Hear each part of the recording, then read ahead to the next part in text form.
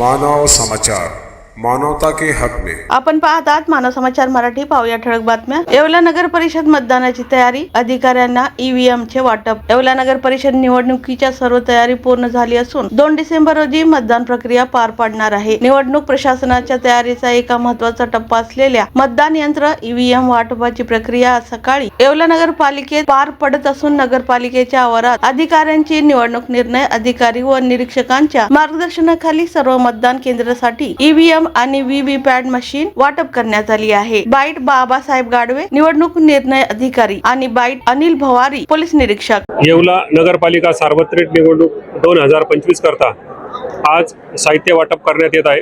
या निवडणुकीसाठी नगरपालिका कार्यक्षेत्रामध्ये एकूण 46 मतदान केंद्र तयार करण्यात आली असून त्या प्रत्येक मतदान केंद्रावर 46 मतदान केंद्राध्यक्ष, त्याचप्रमाणे मतदान अधिकारी, कर्मचारी, शिपाई कर्मचारी यांची नेमणूक करण्यात आलेली आहे।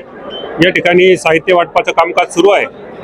इथून मतदान कर्मपथकाला संपूर्ण साहित्य तपासून त्याचबरोबर साहित्य व्यवस्थित आहे याची खात्री करून शासकीय वाहनाद्वारे मतदान केंद्रावर पोहोचवण्यात येणार आहे। या निवडणुकीसाठी पोलीस विभागाने सुद्धा प्रत्येक मतदान केंद्रासाठी एक कर्मचारी याप्रमाणे कर्मचारी नेमणूक केली आहे। त्याचबरोबर त्यांचे काही सेक्टर आहेत, त्या सेक्टरचं सुद्धा पेट्रोलिंग पोलीस विभागामार्फत करण्यात येणार आहे। त्यासाठी सुद्धा पुरेसा पोलीस बंदोबस्त व अधिकारी या ठिकाणी उपस्थित आहेत। पालिका निवडणूक 2025 या अनुषंगाने उद्या रोजी मतदान होत आहे।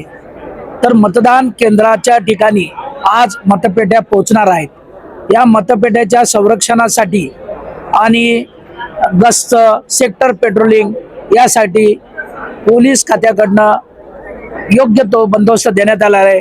त्यामध्ये 1 DYSP, 1 PI, 7 सहाय्यक पोलीस निरीक्षक PSI, 75 अंमलदार, 19 महिला अंमलदार, 58 होमगार्ड तसेच 1 स्ट्रायकिंग फोर्स जो कोणी निवडणुकीत धांदली करेल त्याच्यासाठी त्या सेक्शन फोर्सचा वापर करण्यात येणार आहे।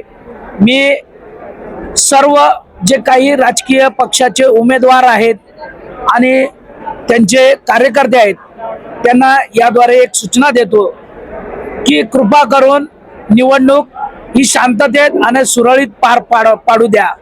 आपण कोणत्याही बूथच्या ठिकाणी काही गैरप्रकार केला किंवा बूथ परिसरात आपल्याला प्रचार प्रसार करण्यास मनाई आहे हे माहीत असताना तसे करताना आढळल्यास किंवा पोलिसांनी आपल्याला 100 मीटरच्या 200 मीटरच्या बाहेर जाण्याचे निर्देश दिल्यास आपण ते न पाळल्यास आपल्या विरुद्ध कारवाई करण्यात येईल।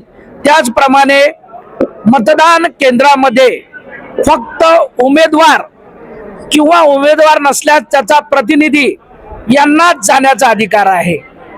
इतर जे कोणी राजकीय पुढारी आहेत, आजी माजी खासदार किंवा सध्या स्थितीतले जे मंत्री साहेब किंवा आमदार आहेत यांचं वोटिंग ज्या बूथवर आहे त्यांना त्या ठिकाणी जाण्याचा अधिकार आहे, तो पण ठराविक काळापुरता आहे।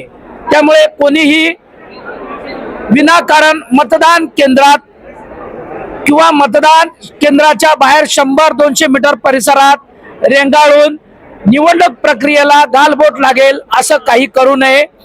पोलिसांकडनं एक विनंती आहे, आम्हाला शांततेत मतदान करण्यास सहकार्य करा।